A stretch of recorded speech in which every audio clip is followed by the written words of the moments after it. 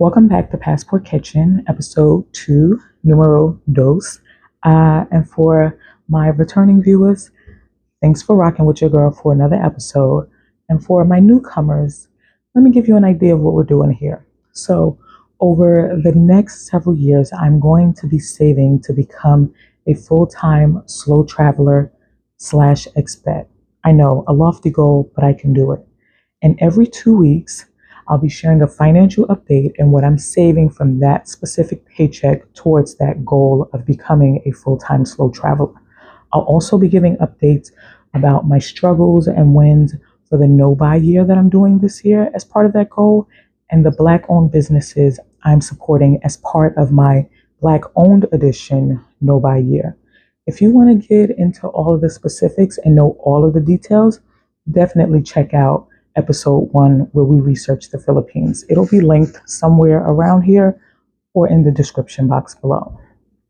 I'll also be cooking a dish from a different country each episode while researching and exploring if I could visit and live there. So, for episode number 1, we checked out the Philippines because it's a country that has been on my radar for the longest, and we made chicken adobo. Newsflash, it was really, really, really good. Um, and the rating for the Philippines was 6.5, 7. So it was beautiful and affordable, but I definitely had some concerns. If you want to get like the full review of the Philippines and why I gave it that rating, again, definitely check out episode 1 in the description box below.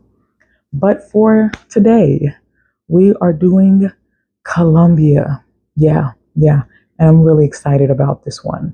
We're going to find out if Colombia makes the cut and if I could actually live there long term. So let's go.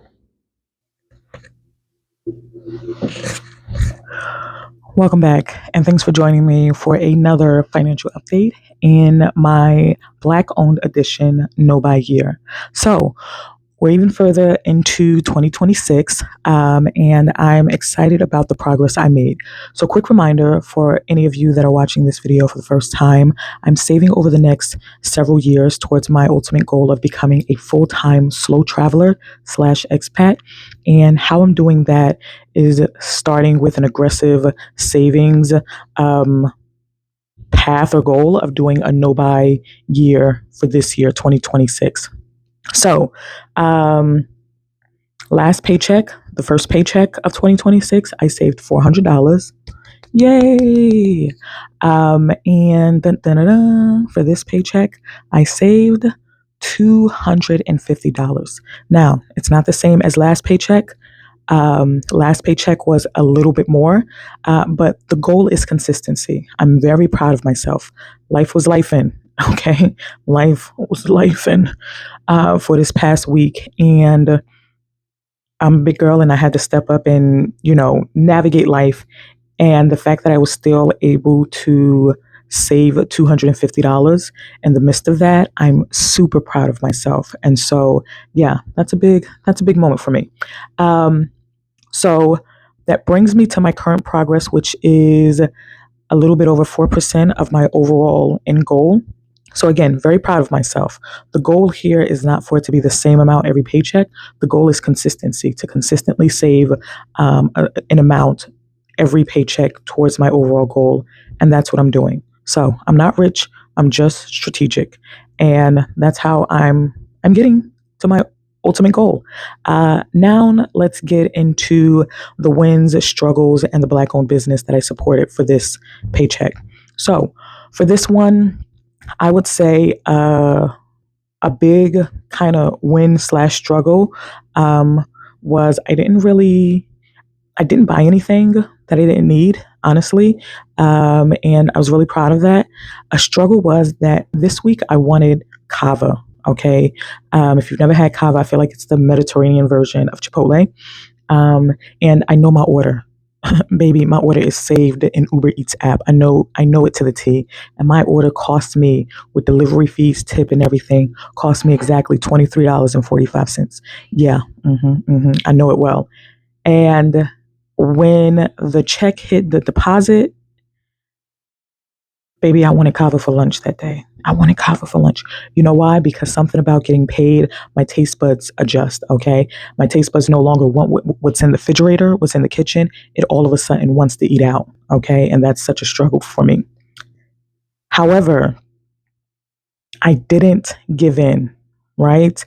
And not only that, around the time that I was craving kava, I also was gifted a $30 gift card. So, in all honesty, I could have had kava for lunch and still stay true to my no buy year because it wasn't my money that I was spending. It was gifted to me. It wasn't a part of my income. However, I really thought about my overall goal and what I'm working towards and being strategic. Why is that word so hard for me to say? Um, and so instead of spending that $30 gift card on kava, I walked myself into the kitchen, had the food that I had already meal prepped, that was already paid and already here. And instead, I spent that $30 on something I needed, which is groceries. So I utilized that gift card effectively and didn't just waste it on kava or eating out or some other thing that I actually didn't need, some other non essential that I didn't need, right? And so I'm really proud of myself for that because that was an easy, that really would have been an easy moment to be like, well, I want kava, I have a gift card, why not? So proud of myself for that. And the Black owned business that I supported um, for this week was Leafy, Leafy. I'll tag their socials somewhere if they have them, or if not, I'll leave their website in the description or comments somewhere. But that's where I got my toilet paper from. And we all need toilet paper. I hope we all are using toilet paper. And it's a Black owned company that I was looking at towards the end of last year and wanted to check out. And so really got to check them out and support them as part of this Black owned edition No Buy year. And so I'm looking forward to seeing how that goes and maybe even doing a reoccurring subscription. But that's the Black owned business that I supported. Again, that was my win this week, not getting kava. And putting the $30 gift card that I was gifted towards groceries. So that actually saved me $30, which allowed me to put that towards my overall savings goal. And so that's how I was able to get to the $250 that I saved this paycheck. Again, I'm really proud of myself. I'm not rich, I'm just strategic. And this is how I'm getting towards my goal, paycheck by paycheck. And yeah, I'm proud of myself, proud of my progress. Thanks for joining me on the journey.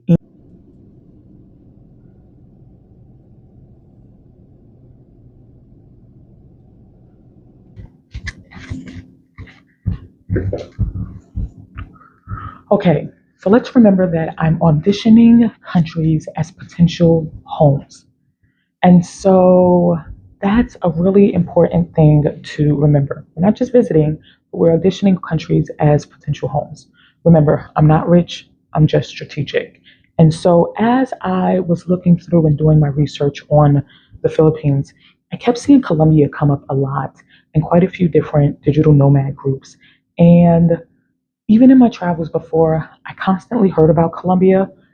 So it made me like remember that it's a good place to potentially be home base. I don't know. So we're gonna figure this out. And that was one of the reasons that I decided episode 2 would be Colombia.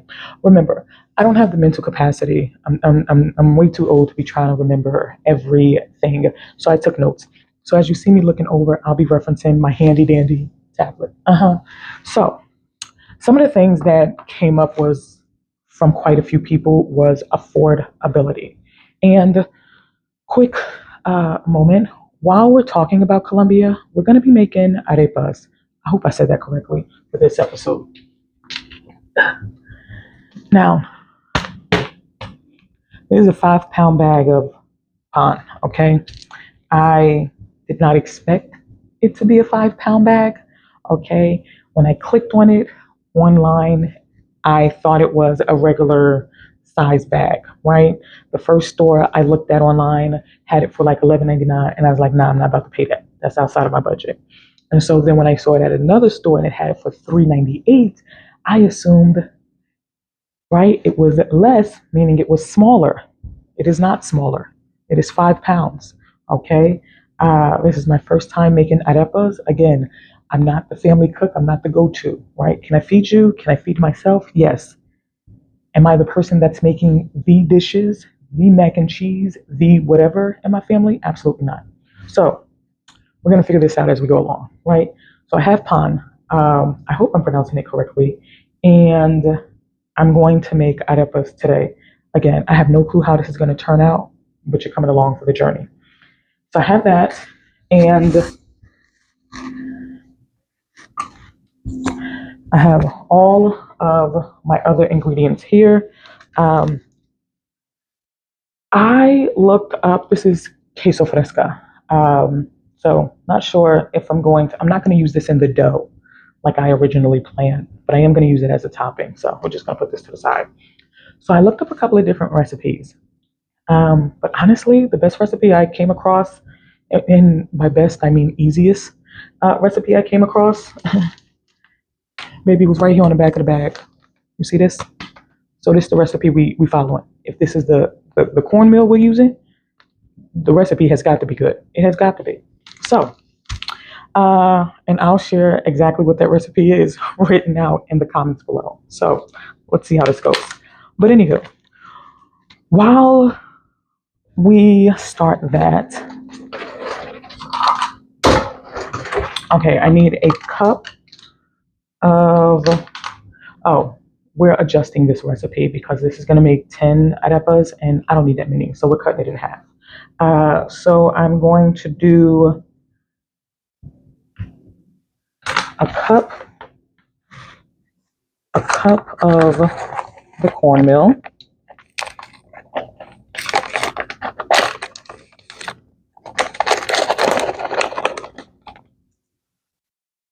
Okay. Maybe a little more. Just a little more. Okay. So that's a cup. So we got a cup of that. All right.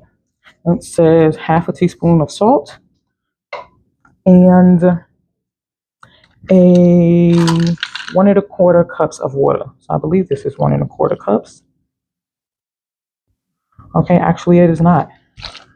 Okay.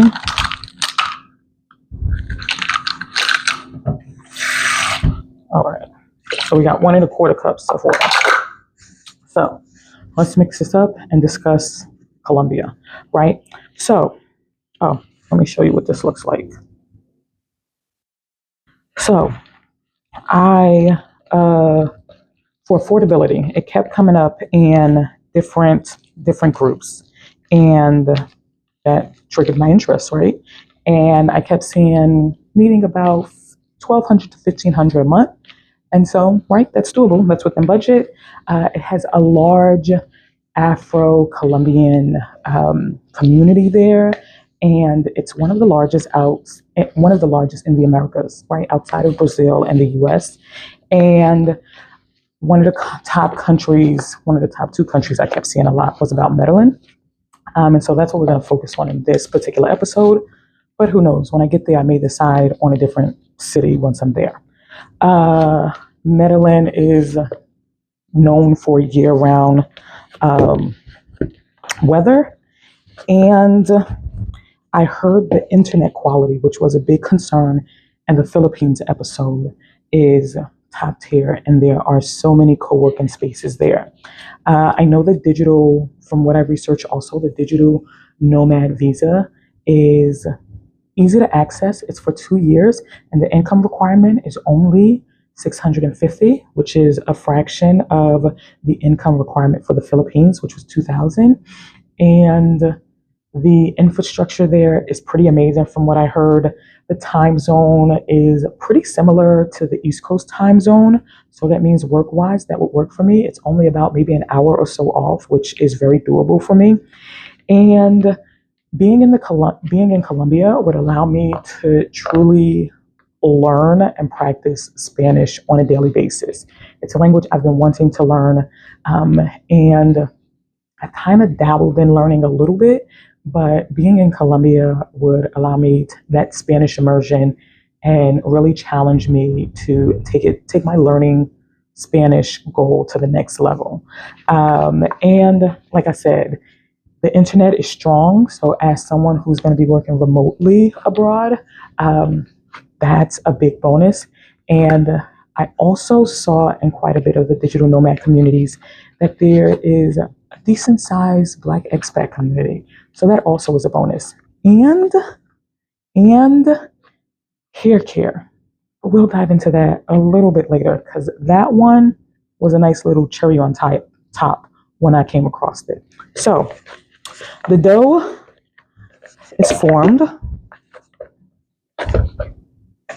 okay, and the package says to leave it to rest for 5 minutes. So I'm going to leave this to rest for 5 minutes, wash my hands, and then we're going to talk about what it's like to visit there and then potentially live there. So I'll be back.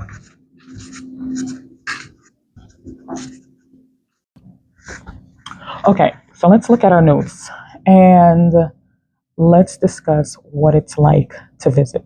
Okay, so the top destinations that I kept saying was Medellin, Bogota, Cartagena, um, I guess a coffee region, right? Makes sense. Colombian coffee, yeah. And Tarona National Park, which is a bunch of beautiful beaches and jungle.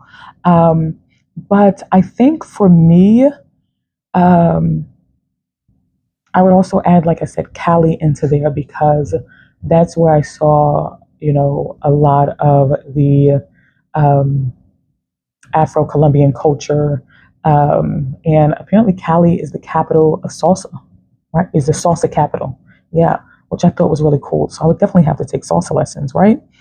So those are like the top destinations I saw in my research of Colombia. And I think if I visited, I would definitely want to eat at local restaurants, right? That's what I want to do when I go to any place. Not just the expat spots. Like I want to eat where the Colombians are eating, right? It always has the best food. And in Colombia, right? In Rome, do as the Romans. In Colombia, do as the Colombians. So that's where I would go, and that is top of my mind when I'm visiting. I would definitely visit the Afro Colombian communities that are in Cartagena and Cali. It would be a must do thing for me. Learn salsa in Cali. I mean, it would have to be a must do. And that Spanish immersion. And I would like to test out the hair salons there. Apparently, there's a chain of like hair salons that I would be able to go to called Pelo Bueno, right? That has experience with doing curlier textured hair. And so I'd like to see what that's like and if it would be a resource for me or meaning would they be able to do locks? I don't think so, but I'd at least like to check it out and see what styles they could do and if it would be a resource for me or not.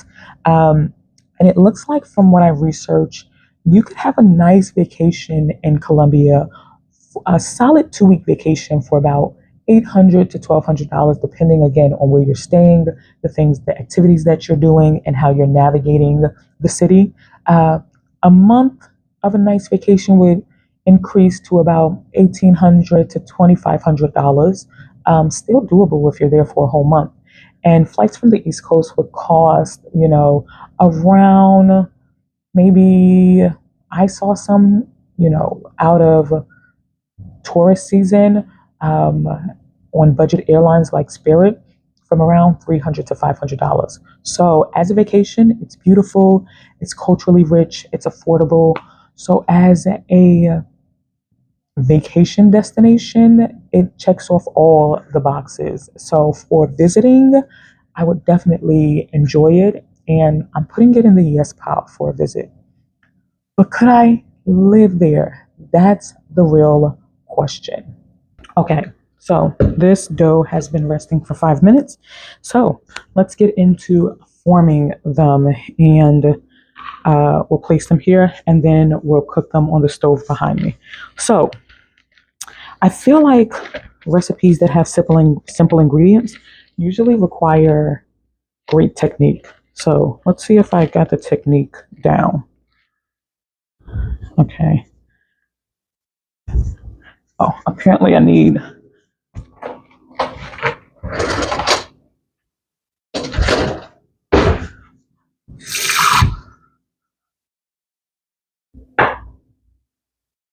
Okay, so let's start forming these. Okay, so I think you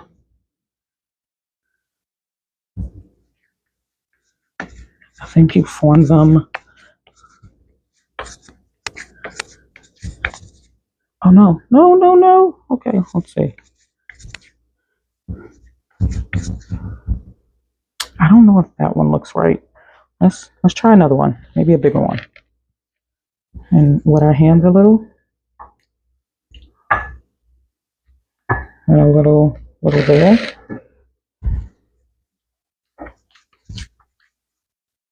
They say use the palm of your hand.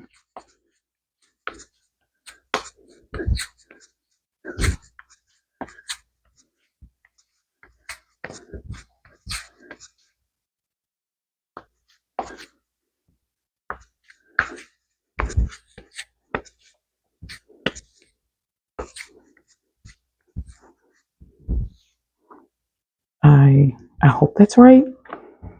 I think that might be right. Hold on. I think I'm gonna stuff some with cheese.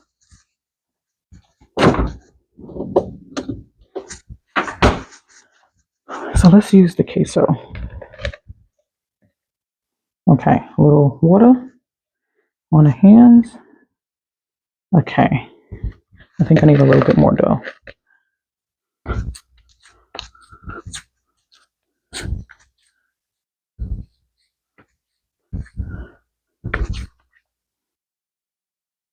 I think press a little hole in it.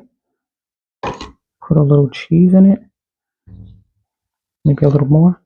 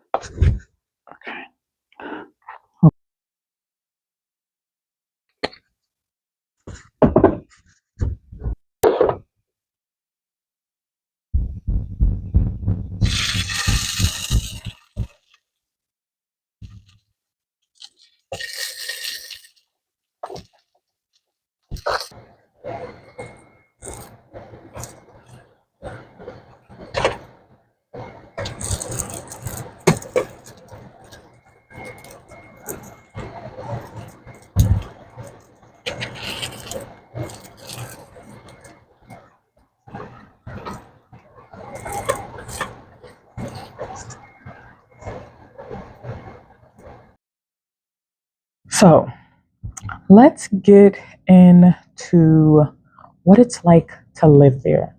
This is the part that I'm really, really focused on. So we have our notes here, right? Rent, and again, these figures are focused on Medellin, um, but I could always change the city and explore once I get there, if I go there. Um, but let's look at this. Rent is apparently anywhere from $400 to $900 for a one bedroom apartment. Food, including eating out and grocery shopping, 400 to 600 a month. I thought that was a bit expensive, but I feel like there's always a good local market somewhere, so I could make that work, and also I could probably make that less. Transportation, local transportation, $50 to $80 a month, very doable. Utilities, $50 to $100 a month, and internet is around $30 to $50 a month. Definitely cheaper than what I pay now, so that's amazing. So that will bring the monthly total of about 1,200 to 1,800 a month, which is a very, very comfortable budget. So all in all, the quality of life is there. And from what I hear, Medellin has a metro system. Apparently, it's the only one throughout the whole country of Colombia, and Uber is pretty affordable. And this seems very, very, very doable. The internet is usually included in the cost of the rent, from what I'm seeing. And so, yeah, this is a very doable amount for me on a monthly basis. I can see why Medellin is pretty popular with digital nomads, and then you add that to really good infrastructure and the great weather and a sizable expat community, it seems very, very doable. Like I said, the other areas that I would also try out is Bogota, which is the capital, cooler weather, big city energy. Part of me feels like that might be where um, I might be more interested, but we'll see. Cartagena is beautiful, but expensive and hot. It's not even the expensive part that gets me, it's the hot part that gets me. And Cali is cheaper. Again, that's where a lot, and Cartagena, that's where a lot of the Afro Colombian culture is. And again, it's the salsa capital. So even if I don't technically live there, I'll definitely be doing, maybe a little weekend trips here and there to the city. For visas, I could do a tourist visa for 90 days. And like I said, the digital nomad visa would be up to 2 year total. And again, the income requirement is only $650 per month, which means it's incredibly accessible. Uh, and quality of life. So, English is limited outside of expat areas, which may seem like it wouldn't work for me, right? Maybe deduct points, but actually that gives it bonus points because again, I want to improve my Spanish proficiency and become more fluent in it. So that would actually be a bonus to me. It would really challenge me to use it on a daily basis when navigating local communities. Healthcare is really good from what I hear and pretty affordable. And generally safe with standard precautions. I think I'm not expecting any place to be like no crime at all, right? Petty crime exists a lot of places, especially when there's tourists and expats. So I just, be aware, right? Bring common sense with me. Um, and yeah, I think these are very doable. Like I said, the internet there has really great speeds and there are co-working spaces everywhere. And so that means not only can I work comfortably from home, but I can also go to a local cafe or co-working space and work outside of my apartment when I'm there. I'm not gonna lie, this is looking much better than the Philippines, and it really meets my needs. Especially for those that internet infrastructure, being able to work abroad there. I I like what I'm seeing. I truly do like what I'm seeing. And this is also what I thought was interesting in my research. As I stated, Colombia has one of the largest Black diasporas in the Americas, outside of Brazil and the U.S. And Francia Marquez, Colombia's vice president elected in 2022, is the country's first Black female VP. Like, I thought that was really incredible to find out. Um, that's incredible representation at such a high level. So I'm excited to learn more about the Afro Colombian culture when I'm there. Hair care. This is where it really gets exciting. Like I said, Pelo Bueno is how I believe you pronounce it, is an um, Afro hair salon chain there. I did not expect to find this, come across this, and I was pretty excited about that. It has locations in Medellin, Bogota, and Cartagena, and they specialize in curly, coily, kinky hair, which is my texture of hair, and it was founded specifically for Afro Colombians, and so I think that's really incredible. And from what I did see, I did a little deep diving even further and found out that locks is something that they do actually do. So I'm curious to see what that would be like. I might even take you guys on a visit with me to like get my hair done in Colombia if that's somewhere I end up. So yeah, I'm pretty excited. This is completely night and day from, the Philippines where I would have to DIY my hair and ship all of my products. So this is amazing. So yeah, this is pretty amazing. And when it comes to the LGBTQ plus community, um, Colombia is more progressive than a lot of Latin America, from what I researched, and it's pretty LGBTQ plus friendly. So that's good to know. And here are my concerns. Like I said, safety, petty crime is real. Phone snatching happens.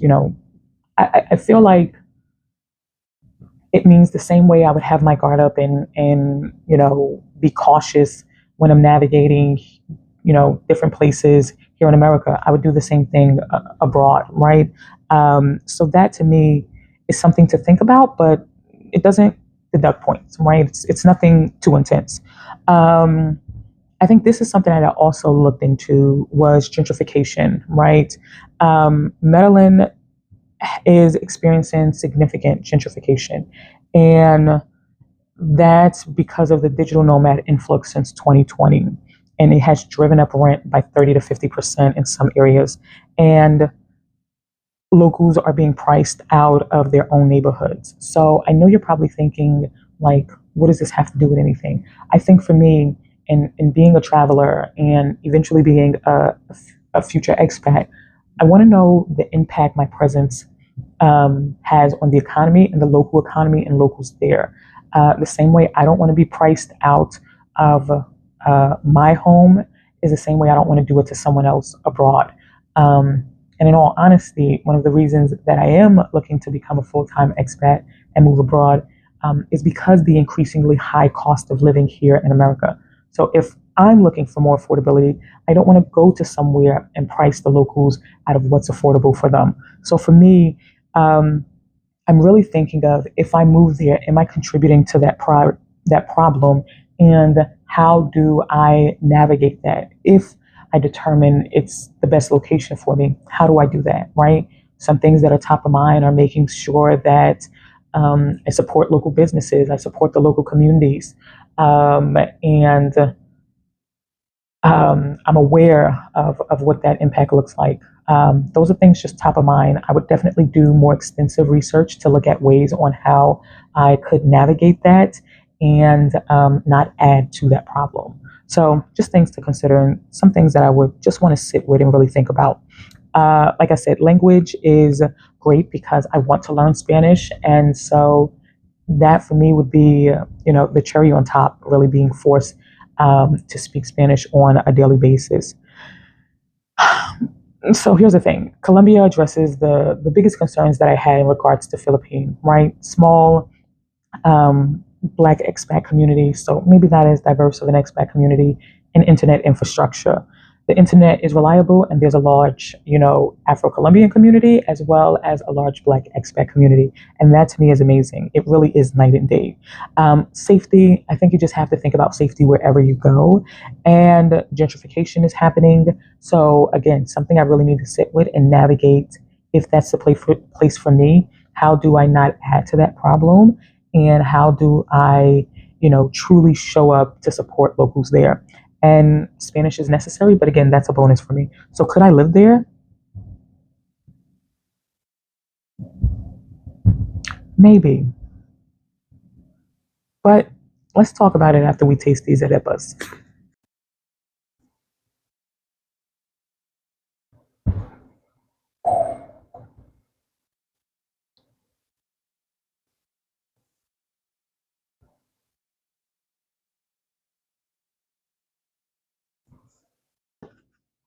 They're done.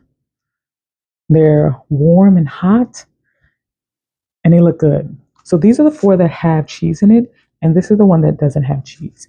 Let's get into this. So apparently, like arepas is a Colombian staple food, right? I feel like it's also one of those dishes where everybody swears that their mom or their aunt or their dad or their person, does it the best.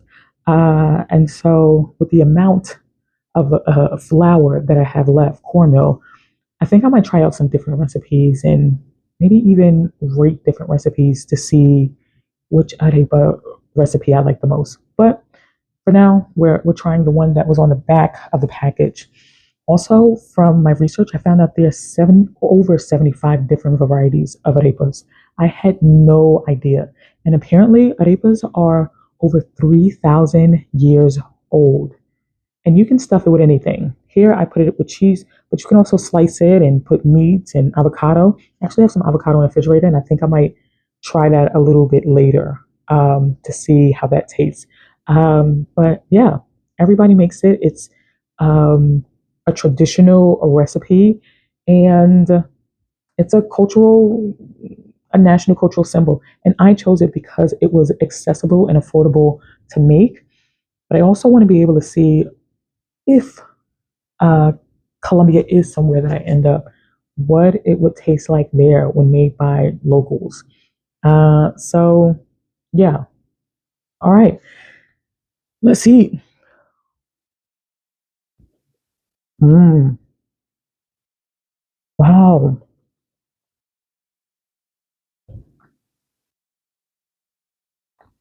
Wow. That's so good. Mm, that texture is amazing.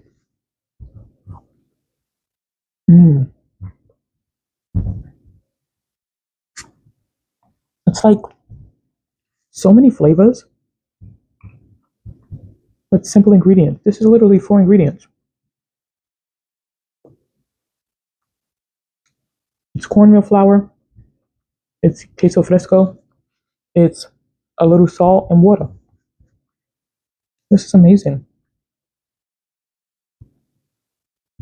And a little oil if you add the oil that I added into the pan. This is really good. Okay. The texture is chewy on the inside, but crispy on the outside, almost like a good chocolate chip cookie, right? Chewy on the inside, but crispy edges. It's so good. I could see like seriously packing a cup of these and a napkin and heading out for the day and snacking on these as I go like exploring and stuff. This is really good. I think my what I would improve is I would improve the technique, the twisting, right? Really twisting and flattening it. I think when you have simple ingredients, it really means that the technique shines. And so I think if I made this a few more times, maybe around the third time making it, I'd probably have that twist and flatten technique down packed. Um, and I would stuff it with different things. I saw a recipe that had it stuffed with mozzarella cheese, and I would try that as well. And I saw it arepas con queso with like the cheese and the actual dough, so I would try that as well. I feel like that would be even tastier. This is really good. So that's the cheese one. Let's try also. I think I would cook it in a pan a little bit longer. I think I was being an eager beaver, and the recipes that I saw, it was a little darker, right? A little bit darker than mine were. So I think I would keep it in a pan a little bit longer. But all in all, it still tastes really good. Now let's try the one without cheese. Usually I see people slice this open, like use it like bread sandwich and stuff things into it. So I could see like slicing this open with the fried egg, some avocado, and a little bit of cheese. Maybe that's breakfast. Hmm. Yeah, this is good, even without the cheese. This one really is four ingredients, and it's so good. Hmm.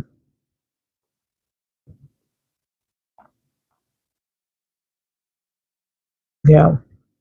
Ooh.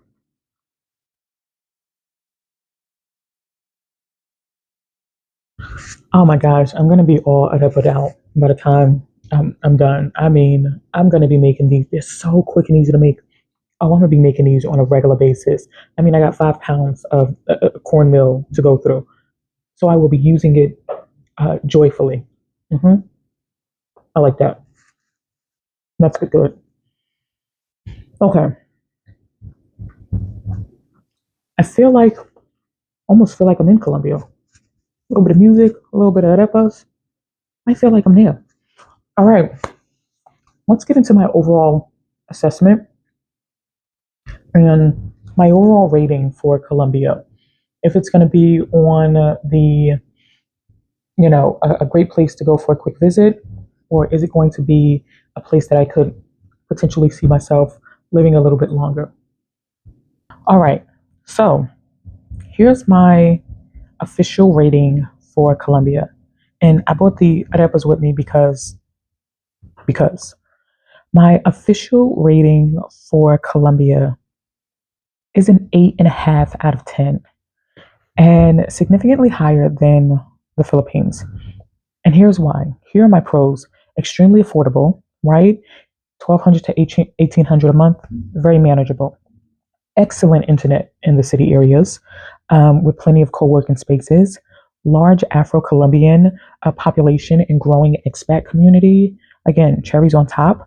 Black hair care infrastructure exists there, so that's really great.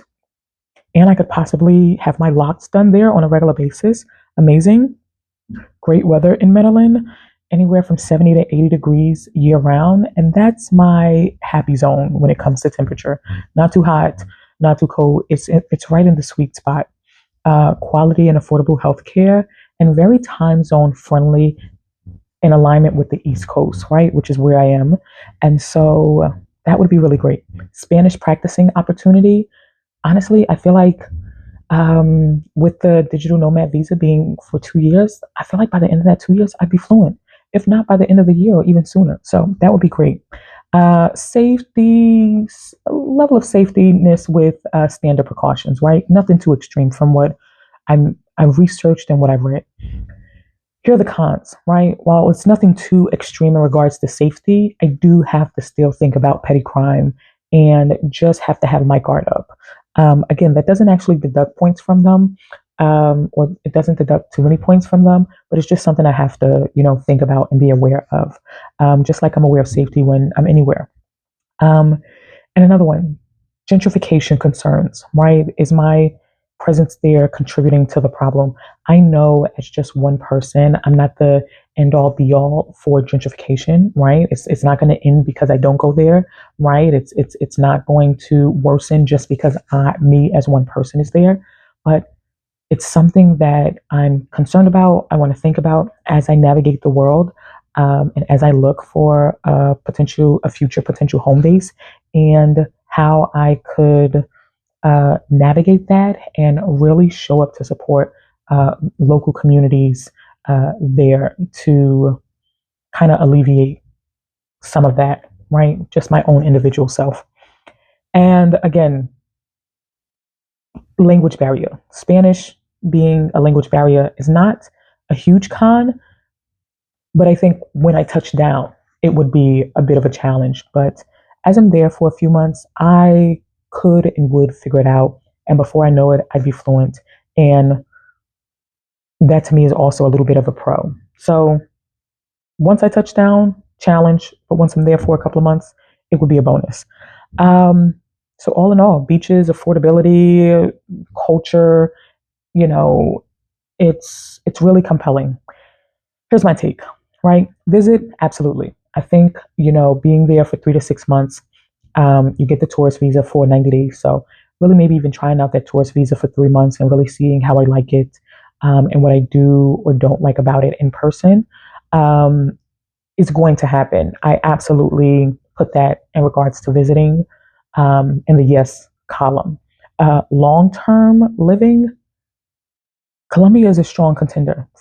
I think what I would do is I would start with a 90-day tourist visa.